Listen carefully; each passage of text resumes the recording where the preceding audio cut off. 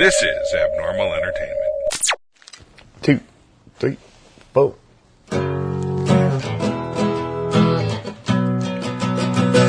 Walked into the tunnel just to find the light. Hunted for old demons, looking for a fight. Looked up at the stars, seemed to go forever.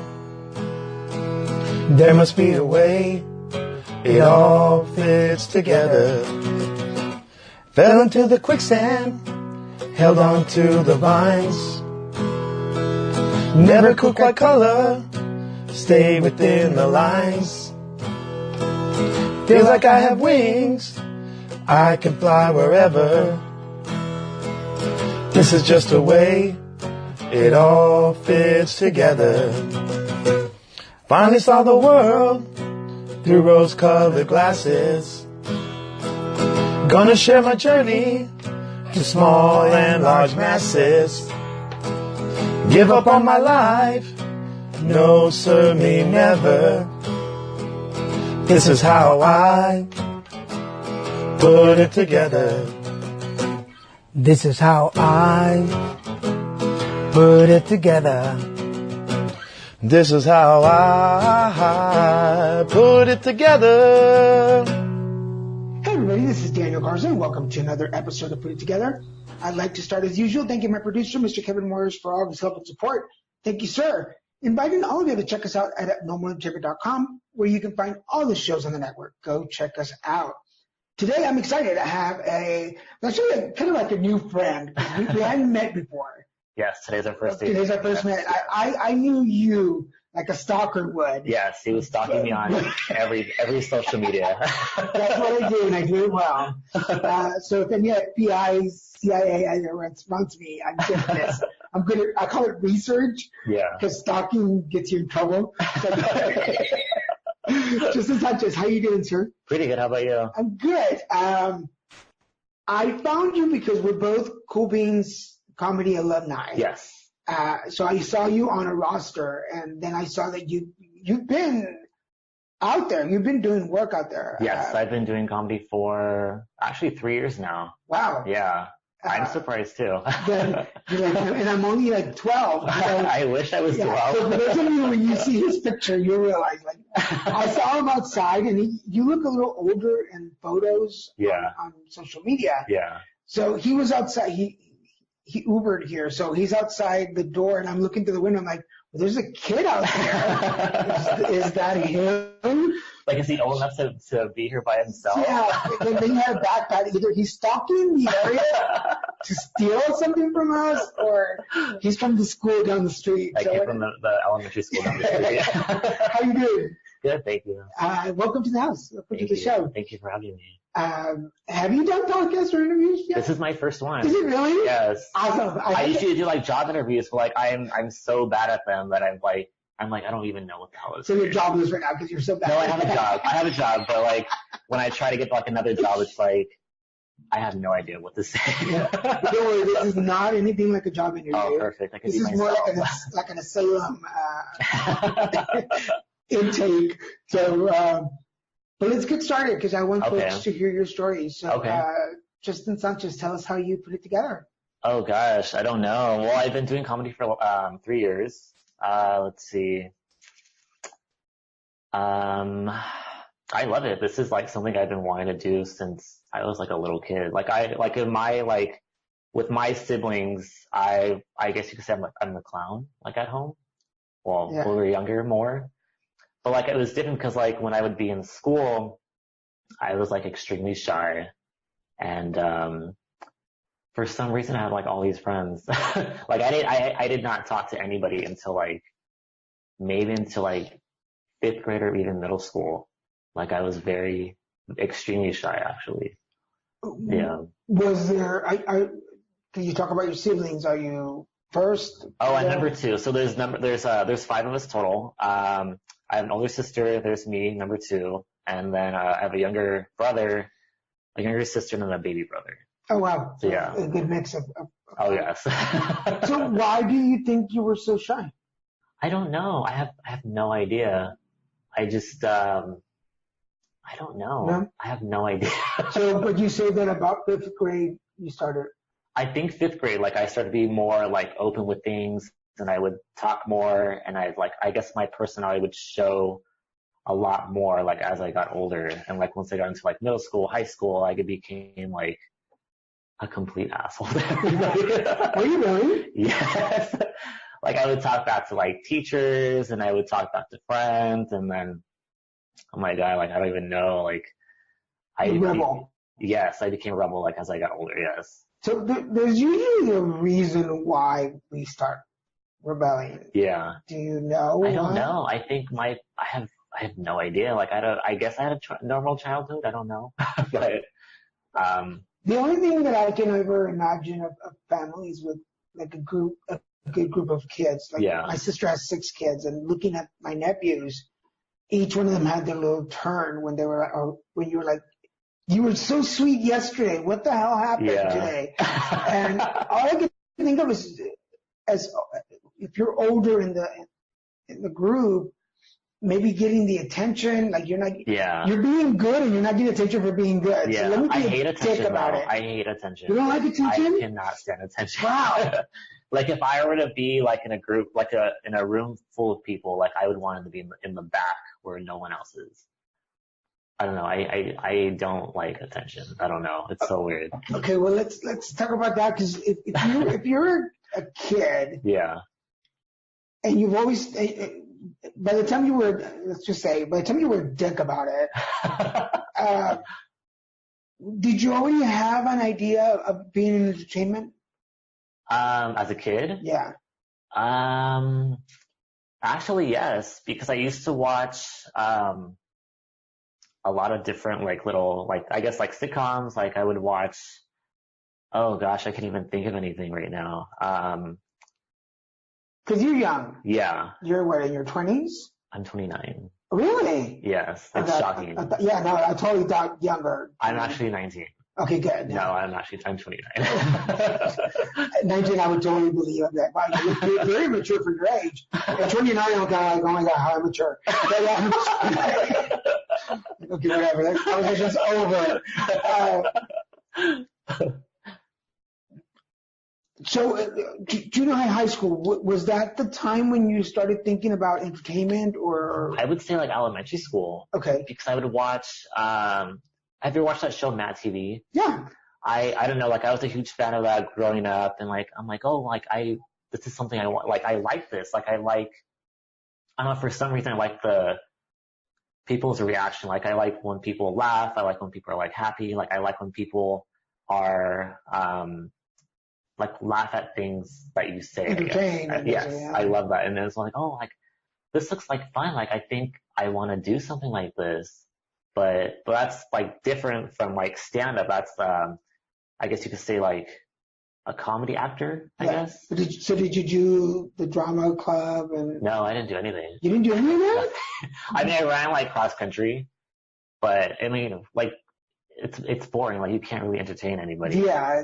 It's hard to tell. I was like the worst. Like I was so slow. Like I was last.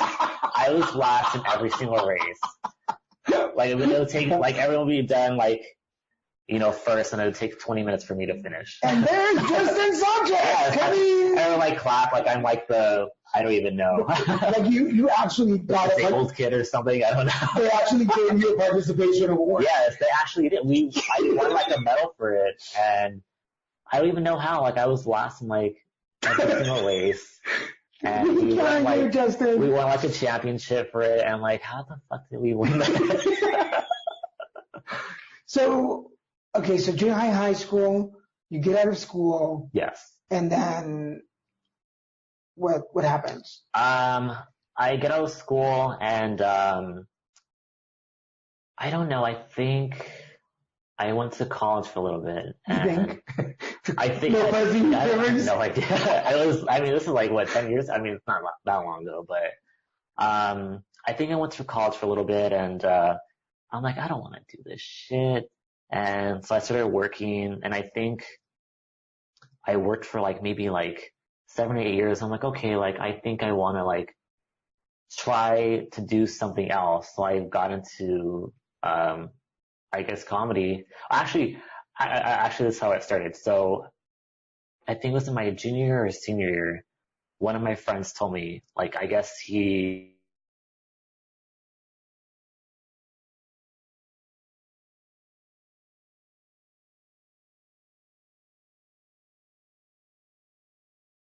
thought about it, but I never really considered, actually doing it. He's like, you should do it. Like, you're really funny and like you have a smart mouth and you're kind of a smart ass.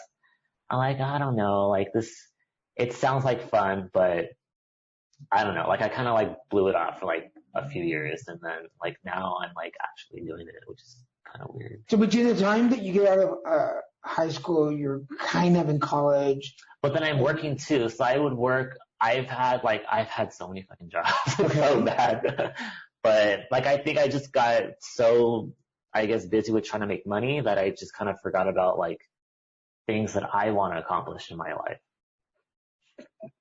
And I guess what I'm trying to ask is, during that time between high school, trying to get through college, and actually doing your first stand-up, were you kind of just coasting? Was it like, did you really have a goal, or? I don't know if I did. I don't know, because I would just work like all the fucking time. Where were you doing that? I mean, obviously what you're doing was interesting for you. Somewhat, I guess. I don't know. Because and I'm 48, so like I'm 20 years older than you. Yeah, I think so. As you can figure, folks, neither one of us is good at math. I am horrible at math. I don't even know how I passed high school. There are times in my life where I just worked all the time. I had like 3 jobs at a time. Yeah. And, like, I had my day job, my night job, my weekend job. Same here. And my parents were like, why are you doing this? And yeah. But it was fun. I had money. It's fun like when you're making money, but it's like you're kind of like killing yourself for like a job that, is not really going to it makes you money, but it's not going to help you, I guess, in the long run. Yeah, they weren't career choices. They're not career choices. Yeah, exactly. Yeah, it was just a job. It was making money. And the time I would always say, well, I'm making money so I can have a good time. And my parents were like, but you don't have time for anything else. Like, Like, how are you having a good time? That's true. Does that make sense? Yeah, it does make sense. Like, I've been there, I've done that. I'm like, I don't want to ever get another job. I mean, I do have a job, like a second job making more money. Like, I wouldn't want to do that. Yeah. Yeah. So then let's jump to your first time at stand-up. How did that come about? How did it go? Okay. Let's see. I took a class with a teacher named Bobby Oliver. Okay. She actually has her own studio it's in Koreatown now. It's called the Tao of Comedy. And I emailed her one day. I was like, hey, like, I'm really interested in doing, comedy. And, like, we would set like an appointment for me to come and check out the class. And like, there would be times where like I wouldn't show up, or like, I'd be like, oh, let's reschedule, or, and then, what I did was I paid my, I guess my tuition in full, so that way I could force myself to go. Right. And like, I would go like every week, and, I think the class was like 6 weeks long or something. And I had my first, stand-up show, I think it was, August 2016, I think it was. And I invited like my family, and I invited like friends from high school. And I was so nervous because I don't know, like it's different. I don't know. Like, we're supposed to have like a 6 or 7 minute set, and I was up there for like maybe 3 minutes. Really? Yes. And I talk way too fast sometimes. So, and, you could tell like I was nervous because I was shaking. I was walking on the stage like an idiot, but I'm like, hey, like, I did it. I'm like, I can't believe like I did this. Like, it was, I don't know, like, it was something about like everyone's reaction to like the jokes that I said that just, it made me like, I guess, so happy to have done it. Like, it's a huge accomplishment. Because you're getting attention for something that you're good at. Yes. But yeah, I don't like attention. But yeah. So which does not make any sense at all. I was going to say, I'm still kind of very shy. Like, I know it sounds so stupid, but, like, I still kind of, like, there's times, like, when I still feel, like, very shy. I don't know why. It's weird. What brings on that shyness? I don't know. It's like, I guess that's the way, like, I grew up. Like, I was always very, like, quiet, like, with, like at school or, like, with, like, friends. But, like, when I was at home with my family, it was different because, like, I know, like, who these people are and, like, we're all very close. And, I don't know.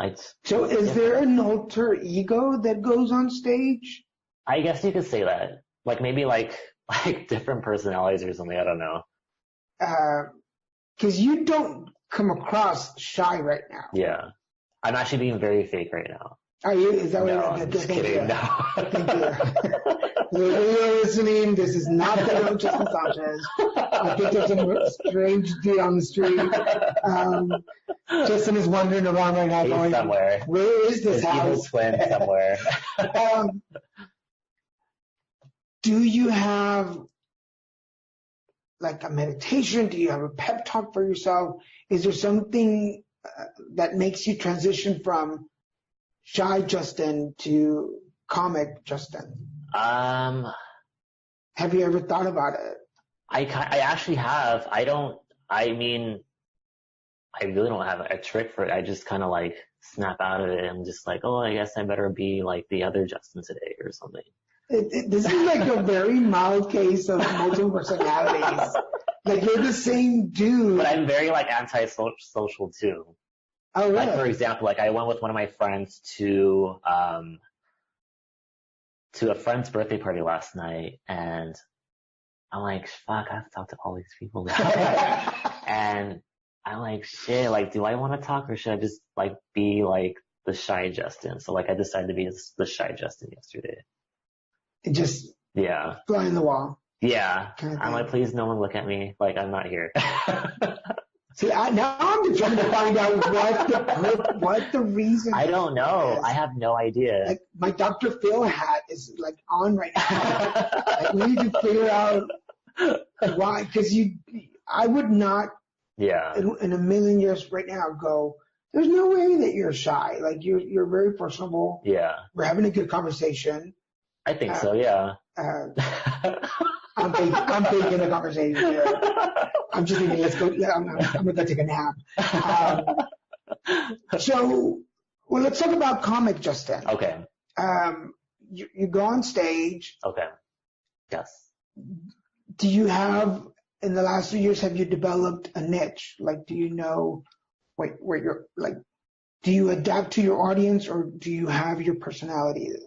I kind of have my personality. Like I've tried to like adapt to like different audiences, but there's so many people that just don't kind of get my personality, I guess.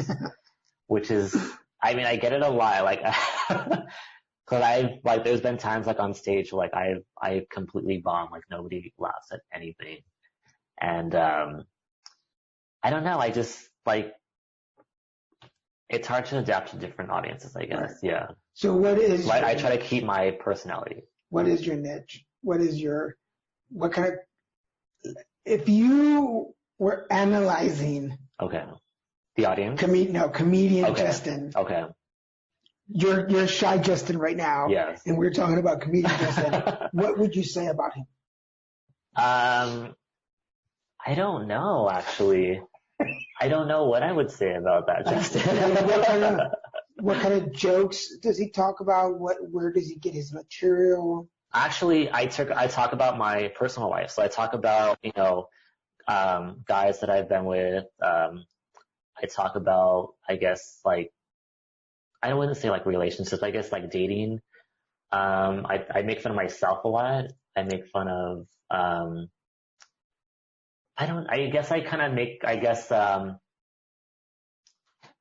how would I describe this? I just make fun of myself and things that I've done, like in my personal life. Are you a sit down and write everything out, or do you spontaneously just combust? You know what's weird is I actually practice all my stuff in the shower. For some reason, it's always like in the shower. Like I will be taking like a 15-20 minute shower, and then like I'll think of something like, oh my god, I better like, write this shit down real quick. And it's weird. I don't know. Like I have no idea like why this always comes up in the shower. Like I'm just thinking of random stuff all the time. Well, my meditation time is in the shower.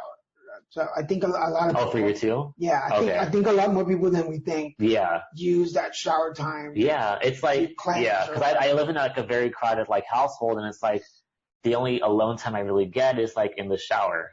So that's like. And not for the reasons you people are thinking nasties. Maybe it's not like I'm watching him. And, I'm actually naked right now. Yeah, just I know. Yes. That's a music YouTube video. They're like, wait a minute, he was not naked. We're actually in the shower taping this. We're doing this, yeah. My boyfriend is holding the camcorder. The microphone so it doesn't get wet. Well, we tell him it's the microphone. No, because I've only, and the folks listening to us know, I did my training, official training, because I'm like you, I've always been a smart ass. Yeah. Like, I will take any situation and turn it around and make a joke out of it. Yes. There's no Lifetime movie of the week moment, because I will find funny. And it's mainly because I've been through a lot of health issues and a lot of personal stuff that if I don't find the funny in it, I would be I would suffer from depression, but I would be a very depressed, sad person. So even through cancer, I make jokes about cancer. Yeah. My first run at stand-up at Cool Beans, half of my set is about anal cancer, which is what I was going through. Yeah. And I talked about my first visit to the doctor and getting fingered and checked out. That was that's always fun. I got fingered last night. What's life without a good ass? I assure you get probed once and it's fun. Like it's fun to like turn like dark situations into something funny. Like I suffer from depression too. Like I've been suffering from depression since I was like 13, 14 years old, and it's like, okay, like how can I find a way to make this, I guess, funny, I guess. Yeah. And I personally think, like for instance, this last session, the last show that we had, I forgot everything. I went on stage and pretty much forgot everything I was going to say. The worst. All the new material I had, which I rehearsed for a couple of weeks. And it's all because I made a stupid joke based on the performer before me. Yeah. So the comedian before me, she went off, Sandy Vasquez. She was singing the Latin song, A Whole New World, before I went on stage. So she was talking about how her relationship was the Latin movie. Yeah. So she was singing. So I go on stage after her. I go, well, now you heard a princess sing. Make room for the queen. Yeah. And everybody just roared. And after that, I was like, what was going to say next? Like, because it kind of throws you off too. Yeah. But do you have a way, like, do you put like all your jokes like in a certain order that we can remember them, or you just kind of like? I did. Yeah. But my original like my first opening joke was now like, that's not going to be as funny as what I just said. Yeah. So I can't throw this in there now. Oh God. So what do I do? So most of the first 3-4 minutes I was just throwing shit out. And, really? Yeah. And people laugh. I even messed up and made it said, this doesn't have a punchline. Like this, what I just said is no joke. And then I started laughing, and I turned to this guy. I go, well, this is where like y'all. I just laugh. And then the audience started laughing with me. I'm like, well, that's good though. Yeah. Like as long as people are laughing, like all that should really matter. Yeah. So, how do you? Because there has to be an inner peace. Yeah. In the middle of the chaos of being on stage, there has to be some inner peace that tells you, you're okay. You're okay. How do you get there, or how do you get there? I don't think I ever get there, actually. No? No, I don't know. I mean, I'm sure like I do, but I don't really notice it. But like as soon as like, cause before I even go on stage, like I'm like freaking out, like I'm sweating, I'm like about to like shit in my pants or piss in my pants. And like, I think as soon as like I go on stage, I'm like, okay, like, why the fuck am I on here? But I think after you get like that first joke, you're like, okay, like, I think I got this. And I hope I still got this until the end, but, I mean, even if I don't, like, I'm still glad I'm doing it. Like, there's been times where, actually, I had a show at the Ice House back in October, and I was working on all, like, new material, and I was making fun of, just like you were making fun of the host or the last, comedian before you. And I said something like, she had like a really thick accent and nobody understood what the fuck she said. And I went on stage and I was like, I have no idea what this bitch just said right now. And everyone was just like, oh my God, he finally said something. And, after that, I was like completely thrown off. Yeah. I don't know what I was going to say next. Cause everything it's like going off to you're like in the moment. Yeah. Yeah. It's like when you have a speech. Oh yeah. If you don't have it written down and you come in and you're working the audience, like the person before you was doing a boring speech. Yes. And you're trying to liven it up a little bit, and they're like, but nothing I have written down is better than that. Do you suffer from anxiety or panic? I do, actually. Yeah. I think it's, I don't know for how long, but I've noticed, like, as I'm getting older, like, I kind of notice it more. Like, I do panic sometimes, and anxiety too, and, it's tough. Like, it's hard to deal with it sometimes. Like, there's been times where I don't even want to like leave the house because I'm like kind of freaking out. Yeah. I knew we had something in common. I'm very anxious, but my audience, those that have been following me, know that post cancer is where it got really bad. Like, yeah. There's always this expectation that something bad's going to happen, so I'd rather just not leave the house. Yeah. But I force myself to do it, and there has to be. Do you ever overthink? Is that why? Oh, totally. I do too. Yeah. All the time. Yeah. Just last night, I approached a couple of people for interviews, and they both turned me down. Oh, wow. And I had not been turned down for an interview in a while. Really? I got really cocky. Oh, shit. And we're hitting, in fact, you'll be a 251, 252 episode. So I get cocky. Yeah. And I'm like, is my show not good? What am I doing? And I text my producer and he's like, dude, like you've been on for 7 years. Like you've got 7 years? Yeah. Wow. 250 episodes. Like, wow, that's really good. He's like, I think you can spare. Yeah. 2. Like, yeah. You're good. And he's like, it has nothing to do with, and I told him what they said. And he's like, it has nothing to do with you. Like, yeah. One of them just wasn't. Do you think they're just not comfortable doing like interviews or? I think people get the idea that this show is really intense, which. It's very intense right now. Yes. I'm getting some very tough questions. You guys can't see it, but Justin is crying right now. There are silent tears. I'm naked and I'm crying. He's crying through his laughter or laughing through his tears. But the show is what the guest makes it. It's like I told you in the pre-interview. Like, you set the tone. If you don't want to get too deep, we don't have to get too deep. Yeah. Like, just, I think we should get deeper. No. Go for the deep answer. Like, so tell us about how would you cure world hunger? No, just kidding. But I think not everybody wants to be intimate about their thoughts. Yeah. I think it's hard for people to open up about that. But I feel like if you open up more, it's easier to deal with things. I'm talking about things like I don't really tell people like right now. It's like, it's good to talk about it. Like that's the way you deal with them, I guess. I totally believe that. Yeah. Cause I've been doing public speaking for about 17 years now. Wow. And from the beginning, I don't have an edit button, so I always just like, and then I sometimes sit back and I go, the fuck did I just say? Why was it being so intimate? But it has definitely opened up the door for people to come to me and go, yeah, I was just thinking that, or I've been talking about that. I have an HIV, it's called HIV Positive Life, and it's a page dedicated to HIV and everything that happens around it. Yes. Because I've been HIV positive for 18 years. Wow. This year will be 19. And I have people from Philippines, Brazil, Italy, emailing me or messaging me and going, hey, I have a question.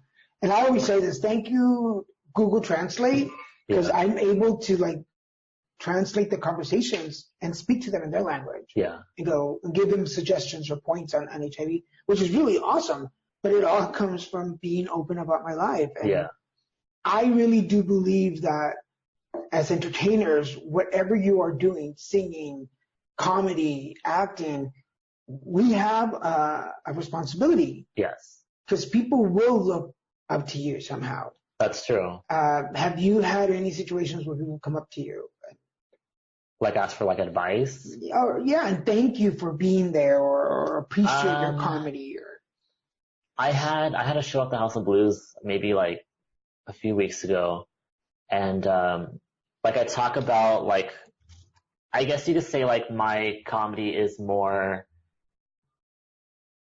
I talk about I guess gay stuff and what? Yeah, I know, it's so weird, I know, but I think I was the only comedian that was, I guess, openly gay that night. And I had a girl that came up to me last night. She's like, oh, not last night, but that night.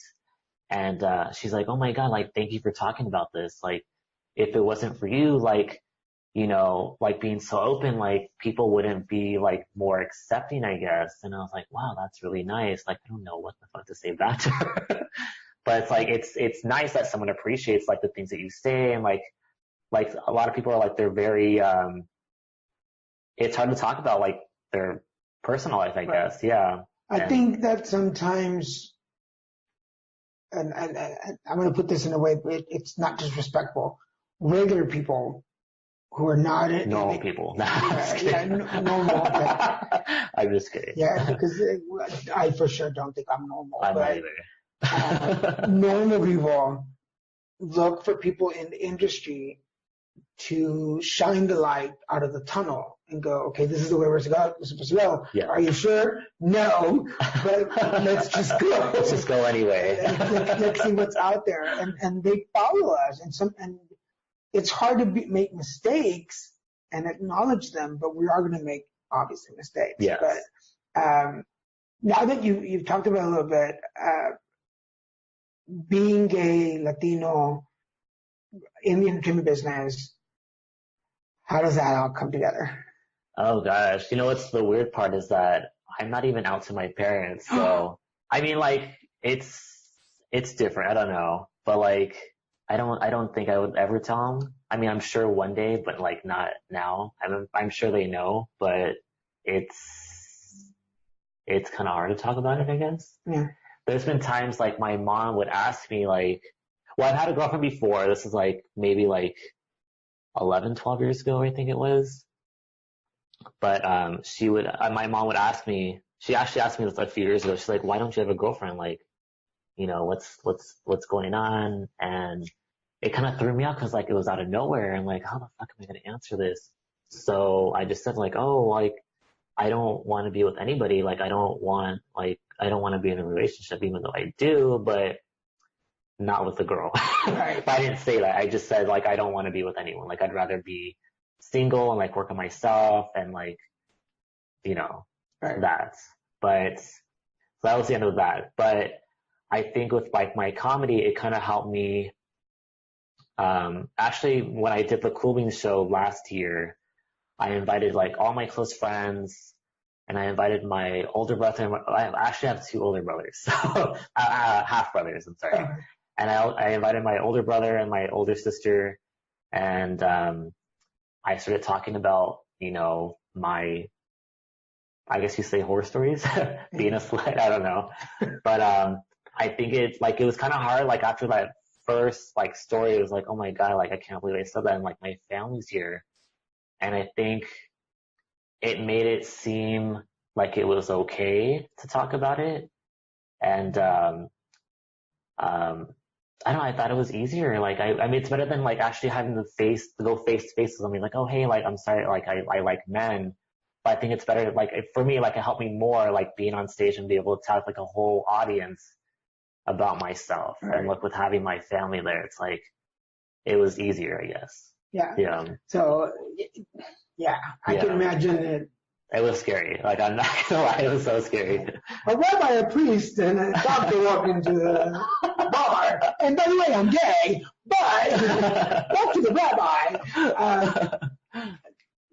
That is a very unique way of coming out to your family. Yes. Because there's no, and I'm probably putting words in your mouth, but there's no space for instant reaction because they have to sit there and kind of take it all in at once. And then follow the joke or follow the story. Yeah. How was it after the show? Well, my older sister didn't say anything because I think she kind of already knew. But my older brother, he came up to me after the show. He's like, we kind of talked about it. He's like, you know, like, we all like kind of knew. I like, is it that obvious? But, like he seemed like very accepting. It was like, it made it feel like everything was okay. So like, for him to like come up to me after the show, like, hey, like, I guess like everything's okay. So cool. Yeah, but it was fine. Yeah, I guess it kind of made us like a little bit closer. I don't know. It was kind of weird. I don't know. I definitely do believe that shocking moments in a family have 80% of the time have a better reaction than most people think they're going to. Yeah. I think in our heads we overthink it. Yeah, it's a novela. Oh yeah. Oh yes. Yeah, especially if we suffer from anxiety or panic attacks, we can definitely take this to like an extreme level. Yes. But the reality is so not anything like that. It's not. Yeah. I think like, cause it's always like a different like reaction, like much, I guess, better reaction than what it is in your head. Cause I was outed when I was 17. Yeah. So this is someone outed you? Yeah. So this is 30 years now that I've been out of the closet more than I was in the closet. Wow. But again, also, I don't think I was ever really in there. I played around with the boys, with the boas and the hats, but and I had girlfriends during junior high and high school, but it was more for show. Yeah. I just wanted my family to see me with the girl. Yeah. Same here. Like, I just wanted my family to see, like, when I first, like, kissed, my girlfriend at the time, I was like, wow, like, this is disgusting. But I think I did it more for show too, cause like I wasn't, like, I liked her, but I think I hope she does not watch this. But I have her like on social media, so I think I'm going to block her after this. But, I think it was more for show to like, you know, like, hey, like, yeah, I do like girls, even though I don't. But I think though, like I went to high school in Mexico, and when I went back once, there was a little gathering, and a couple of the girls that I dated, I wanted to come out to them. Yeah. And they were like, we knew. And I'm really? Like, how did you know? How did you know? And they're like, you know, there's really no guy that's keeping himself for marriage. Like, oh, is that what it was? I was holding myself for marriage. I was actually holding myself for the boyfriend that I was going to go see afterwards. Because I was dating girls in the daytime, but I was dating guys at nighttime. Oh, wow. But, yeah, so they knew. And they're like, we knew. It's like, but they lived under this, we'll change him. Yeah. Like, I'll be the one. But both girlfriends didn't like me smoking. So I would smoke before I walk them to the bus or whatever. So they didn't want to kiss me. Oh, that's a smart thing to do. They didn't want to make out. Yeah. And they're like how like timely that as soon as I'm walking up, you're lighting a cigarette. I'm like, yeah, that was a trap. Shut up. That's funny. But I think good for you that you did it on your terms. Yes. I mean, there's actually been times where like I would be like at work and like people would try to like out me to like other coworkers, and I was like, what are you guys doing? Like I wasn't out, but it's like for someone to kind of take that away from you, to me, that's completely fucked up. Like, it's your life. Like, you should make your own decisions and like when to decide to tell people about yourself. Yeah. And like people would kind of like force me. They would start rumors, and I was like, what the hell is going on? And it was a complete mess. Anytime I've ever been somewhere where people want to start rumors, I'm like, let me tell you the truth. Yeah. It's much worse than any rumor you can start. My truth is hideous and disgusting and should be a porno, but let me tell you the truth. Because I feel like we have pretty similar backgrounds. Yes. Latino family, conservative, no sex talk, no sexuality talk. Yeah. Everything's very taboo, and I guess you could say that. I don't know.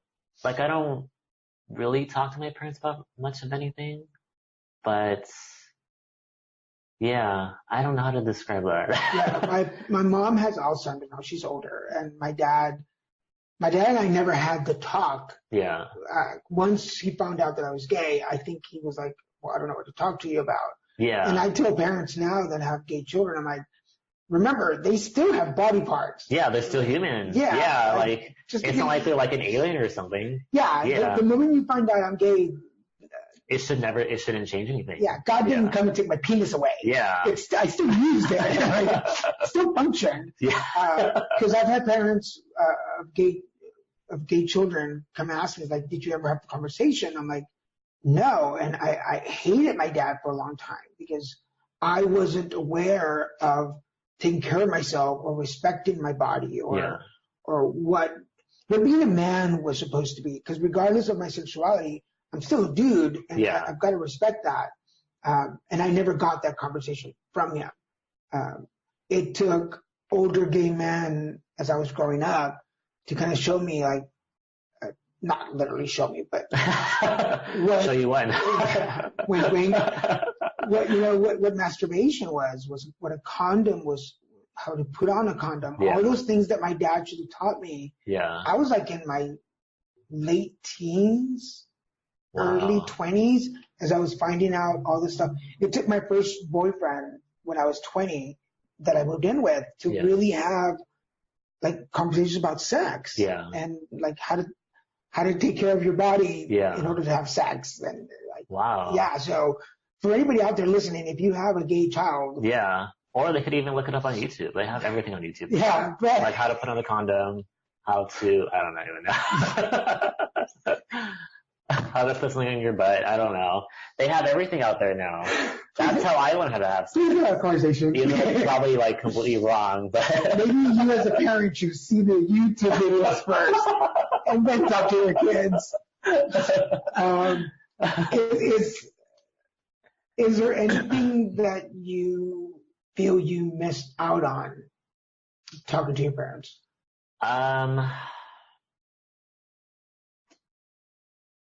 I can't think of anything right now. No. You mean like my sexuality or like life lessons, aside from sexuality? Because there are still a lot of things that the Latino community we just won't talk about. There is actually with, like, I hate to say this, but it's actually like with my dad, like, I kind of wish like he would have taught me to be more like a man, I guess you could say. I don't know if that kind of makes sense. Yeah. But like I was very, I don't know, I would say like kind of feminine growing up. I don't know how to describe it, but like I kind of wish like he would have taught me to make me act more like a man, I guess. Yeah. And that's something like, which we live in an era right now where the whole masculine, toxic masculinity, overly feminine, everything is being questioned and everything's being blurred. Yeah. Between asexuals, pansexuals, bisexuals. Like I feel like the younger generation doesn't really worry about that. Yeah. Where maybe somebody your age or my age, again, for those of you listening, it's like 20 years difference. But nonetheless, we have some of the same concerns. Yes. And I think that it doesn't have to do with our sexuality. It has to do with our culture background. Yes. Right? Yeah. Cause me too. I know how to cook and clean and iron and wash. Cause my mom made sure before. Actually, my mom taught me how to do like most of everything. So I think that's probably why, like, I guess. Yeah. Yeah. Which is totally useful because I could be in a hotel somewhere. Like I still, like my mom taught me how to pee. Like I still pee sitting down. So. Not where it's going, but thank you for taking us there. Like I can iron a shirt and make it look like it just came from the cleaners, and that's on my mom. Yeah. Whenever I'm on vacation or on a trip, I'm like, just give me some starch. We got this. Like, we got this. And my dad did his best to teach me how to, like, I can change oil. I can change the tires of my car. Yeah, I don't have any of that stuff. Back when there were spark plugs, I could change the spark plugs if I needed to. I choose not to, especially if I already had a manicure. Because let's face it, girl. That's expensive. Girl, I did not do it. I'm going to do it and kind of oil under my nails. It better be lube. It's like, should write this shit down. This is funny. You need to write it down. You know? I have a set coming up soon. But you know what I mean? It's just like, I don't know if my dad like already had the knowledge, like, oh, my son's not going to be a macho dude. Yeah. So I'm just going to show him the basics. Yeah. But I wish I learned more stuff. But was your dad there like a lot when you were growing up? Physically, yes. Yeah. Okay. Because my parents have been married for like 65 years. Okay. Emotionally available, no. Same here. Like my dad, the only time I would really see him would be like the weekends or like when he'd come from home for work. 'Cause like he would work like sometimes 16-hour shifts sometimes. And it's like, I mean, like I would see my dad a lot. Well, to me, like it seemed like a lot, but like to actually like see my dad and talk to my dad, like that's completely different. Yeah, and the conversations were usually the basics. It's like small talk. Yeah. How's work or how's school? Yeah. How's the car running? Yeah. Are you okay? Yes. And that's pretty much it. Yeah, that's all you need to know. Here's some money, get away from me. Because anything I learned over the years, anything that he really wanted to know, he would ask my mom, who I really did have conversations with. Yeah. Because when my sister's 9 years older than me, so when I basically grew up as a single kid, it was my job to take her to the laundry, take her to the grocery shopping, run errands. Yeah. So when we were in the car together with my mom, we had all these great conversations. Yeah. And then I knew to tell her, don't tell dad this. Oh, really? Yeah. You would say that? Yeah. I was like, okay, this is not for dad to know. Yeah. And I was like, okay, cool. Like all the gay stuff, who I'm dating. Wow. Like. Were you closer to your mom or your sister? Way closer to my mom. Okay. Yeah. I think I'm closer to my older sister. So I don't really see her as much anymore, but like as we were growing up, like I would tell her certain things and like, she would teach me like how to dress and like how to do like certain things. So I'm like, okay, like I'm really close to my sister and like I could talk to her about certain stuff. Yeah. Now my sister that lives in Texas, now as an adult, we can talk to each other as adults. Yeah. And now I'm in a long-term relationship and she's been married for a long time. We can actually talk about relationships and I can go to her and say, hey, this is going on. Yeah. How would you deal with it? And, we're better friends as adults than we were when I was a teenager. Yeah. Okay. But, that makes sense. Yeah. And my mom, like I said, she has Alzheimer's, so there's no going to her for advice. Yeah. So up until she was able, my mom was my confidant. She knew about my sex life. She knew about my boyfriends. She was the first one to find out about everything. Wow. So that was pretty cool. That's amazing. That's really. I missed that part of it. So, anyway, this show's not about me. It's about you. All right. So we're at the 45-minute mark. Oh, wow. It's been 45 minutes already. What have we been talking about? I felt like it just started. I'm quick. So maybe popular in high school. So this is the part where I ask my guests to share some words of wisdom with my audience. Oh gosh, I'm like the worst person to ask for advice. Justin Sanchez, what are your words of wisdom? I have nothing. I'm sorry. I wish I had like a really nice quote, but I have nothing. Actually, so one of my favorite comedians, I met her. So I don't know if you're a fan of Kathy Griffin. Of course. But I've idolized her since I was, I guess you could say, a teenager. She kind of helped me like, I actually discovered her on YouTube. And for some reason, like every time like I was in a depressed mood or like something was bothering me, I would go on YouTube and I would watch her stand up and I was like, wow, like, especially like when I was struggling like with my sexuality at the time, like how, like trying to accept it. And as you know, like she's a gay, has a gay audience. So I think that's something that kind of helped me like with myself. And it kind of like made me like respect her and idolize her more. But I actually met her maybe like 2 or 3 years ago. And I asked her like, hey, what advice do you have for a young comedian? And she's like, take every gig, that is given to you and, never take no for an answer. And when you're on stage, get as much time as you can. And for some reason, I don't know, like it's probably not words of wisdom, but like it made me like, for someone as famous as her, like it made me like, wow, like I'm asking like one of my idols like for advice, and it's like, it's nice, I guess. Did it change your perception of it did of the business, the career? I think so, because I think later that year I did my first stand-up. Yeah. So those are good words of wisdom. Yeah. Hey, I think so. I don't know. It probably doesn't make any sense at all. I'm trying to be nice now, Dan. You're like, yeah, I don't know what the fuck you just said. Like everything you're saying. I think that's a great way to put. Maybe you think you didn't give words of wisdom, but for somebody out there listening, because I'm very insecure, and Daniel, the host, will ask you to be on my show. Yeah. Daniel, the person, I am petrified to ask people to be on my show because I don't think it's worth it. Yeah. Wow. Yeah, I still have trouble believing that my show will last. Yeah. I mean, it's been 7 years. It's a phase. Let's look forward to another 7 years. Yeah, just like my sexuality, it's just a phase. I'll grow out of it.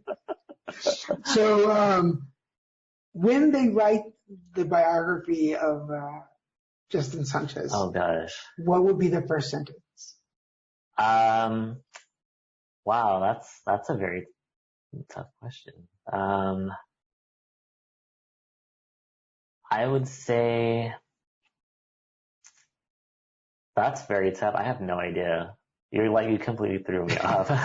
But I do like one day want to write about like my life. Like I want to share my story with other people. And like there's a lot of things that we didn't get to, but I do want to like write a biography about myself. Like I want people to know like about my life. I mean, I don't know what the first sentence will be, but I'm sure like there's going to be a lot to talk about, obviously. But yeah, I don't know about that. I can't even form like a proper sentence. I'm gonna put down. There's a lot to talk about. Okay. Because I feel like that. You're right. I feel like we haven't even skimmed. Oh, there's so much. I have no idea. There's layers of dirt for somebody so young. I know. I'm only 17. So if you could name this episode, what would you name it? Justin comes out of the closet. I don't know. To the world. I don't know. Coming out to the world. I like that. We're down to about 10 minutes. Oh, wow. Yeah. What is one thing that we missed or that I didn't bring up that you want to talk about? Oh, shit. I don't even know now. See, now you got it. Now I'm very shy. shy Justin just stepped into the room. He put his clothes back on. No, I'm gonna take them off again. It's hot in here. But yeah, what is? Okay, let's put it this way. Young Justin, fifth grade, just coming out of his shell. What would you go back and tell him? Wow. I would say that he's going to have a very tough road ahead of him. He's going to have a lot of ups and downs. Gosh, I don't even know. There's a lot to think about. I would say, like, if I were to talk to my younger self, I would say, wow. I don't know. I mean, it's kind of tough to answer this because, like, there's a lot of things I could say. Has it been good for you? I would say so, like, with my, like, sexuality and, like, I've had a lot of, like, health problems growing up and, like, I guess trying to accept myself, like, it's hard. Like, I guess I will talk about it, but, so when I would say 12 or 13, I was diagnosed with Crohn's and colitis. Oh, okay. And that's, like, it's been, I'm 29 now, I don't even know, like 15 years, something like that. I don't know, I'm bad at math. But it's taken so much out of me, like it's like medication, like I take up to 20 pills a day. Surgeries, I've had 2 surgeries. I had like a huge piece of my intestines taken out, and yeah, it was very tough. Very, very tough. So it's like, I mean, I think about this, I mean, not every day, but like it does cross my mind a lot.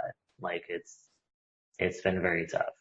Yeah. I can definitely see a lot of you, or me and you, you and me, whichever case.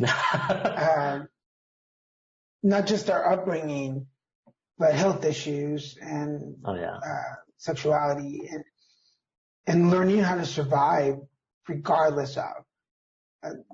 I get this sense from you that like it's not unusual to just keep going. Yeah. Like you just gotta keep going. You have no other choice. You just keep. I mean, you're right. a natural instinct to just go, and people around you forget that there's issues because you don't know how to quit. Yeah. Does that make sense? Yes. I had, after anal cancer, I had complications. So I have, oh gosh. I have a colostomy. Yeah. So I've had Tommy. I call him Tommy. I had Tommy now for 3 years. This April 1st will be 3 years. So HIV, cancer survivor, colostomy, plus the mental health issues. There's a lot that comes with it. Yeah. Yeah. And people sometimes they forget that there's health problems. Yeah. Well, people don't like understand because they haven't been through it. Like it's tough. Like. And looking at you, I wouldn't know that. Yeah. I hide it very, very well. I had a lot of things. Like my sexuality, I hide everything else about. I admire you for that. Thank you for opening up about that. Thank you. I think people need to know that there are things that you just don't show. Yeah. And I really do believe that that's part of our cultural upbringing too. Yeah. Where, be a man. Yeah. What are you crying about? Yeah, I'm gonna it's true. Right? That makes sense? Yes. So I'm gonna ask you this question again. Okay. To somebody out there who is fighting the daily battle, what would you tell them?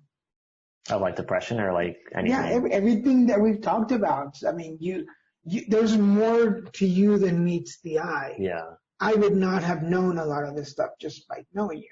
Yeah. Or by just following you. Yeah. But there's people out there who fight this fight that we're fighting every day. What would you tell them? I would say just keep going. Like if you have to look for advice or anything, like even like with people that are suicidal. Like I've been suicidal before, and it's like, reach out for help, find that friend, and talk to them or talk to somebody. Yeah. I think people throw that around a lot on social media. Call somebody, reach out. But really, it's not that easy though. Yeah. It's really not. Yeah. But it's really the only way, I guess. Yeah. Because it's hard for me, but I have these group of friends that I can 911. Yeah. Like, I need you right now. Like, yeah. Don't ask questions. Yeah. don't be dumb. Don't ask. Just know what's going on. Any last thoughts? Any last comments before we go? Oh, I have nothing. I did not prepare for this interview at all. That's the beauty of it. You don't have to prepare. I tell all my guests, don't prepare. I've had people show up with like pages. Are you serious? I'm like, but you want us to be like more organic. Yeah. That's probably why like I didn't prepare for any of this. And I think you did great. I think I did horrible. I know you did. I'm thinking you did. Did I get the job? Yeah. Unfortunately, just while we were sitting here, we filled the position with the next person coming in. Well, I think first of all, thank you for coming all the way out here. Yeah, thank you. And sitting with me. Second, I so appreciate that I'm your first. Yeah. I'm your first. I have a lot of firsts though. I haven't been. I've popped the royal energy cherry, which is always the best one. But just the fact that you were so open about some of your stuff, and I know it's hard, and I appreciate that. Yeah. It is very hard, yeah. But I mean, it's good to talk about it. Like, you don't want to keep it like all like inside. It's like, then you can't really deal with it, I guess. For anybody out there who is listening and or watching on YouTube, one of the best things that I can tell you is that one of the things that has kept me going for as many years as I have is talking about the situation, whether it be in a public speaking setting where it's more professional, being on stage and just being stupid about my personal issues, or sitting in a conversation, because I assure you that after as many guests as I've had and everybody sharing a little bit of their life, giving me that gift of information, I'm able to give something back and go, hey, I understand you. Yeah. Because, oops.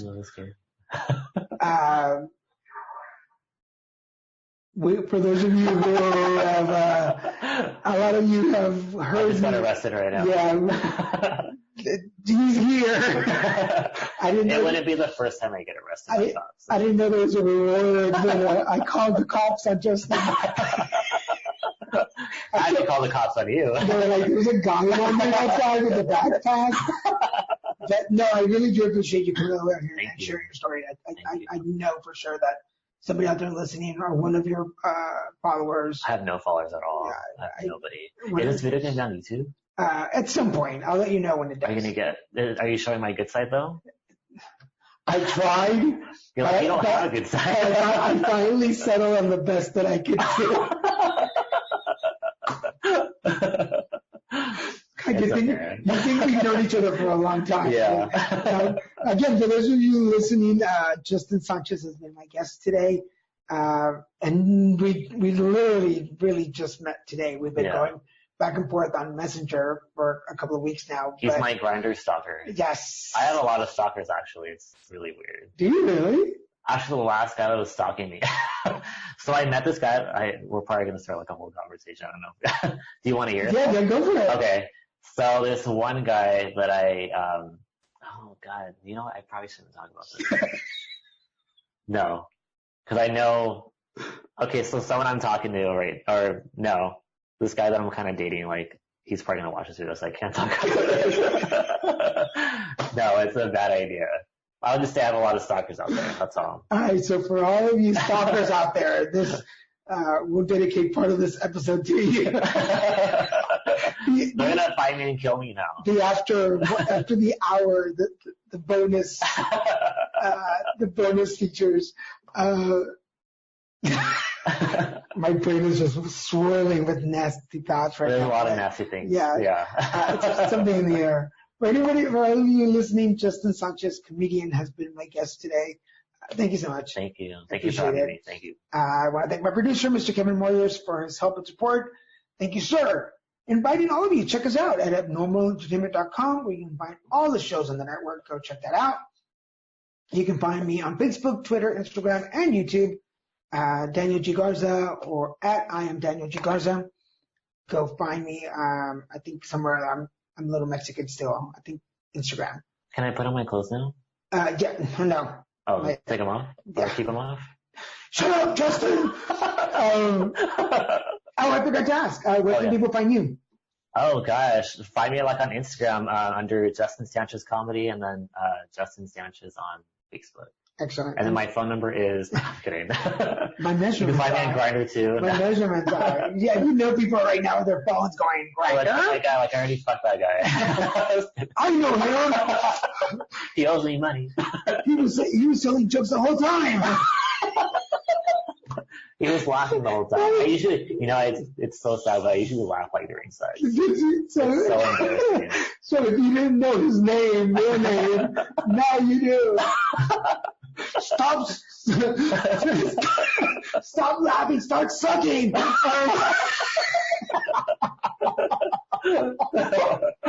Anyway, with that in mind, thank you guys. Please follow us if you want to be on the show, or you know somebody who could be on the show.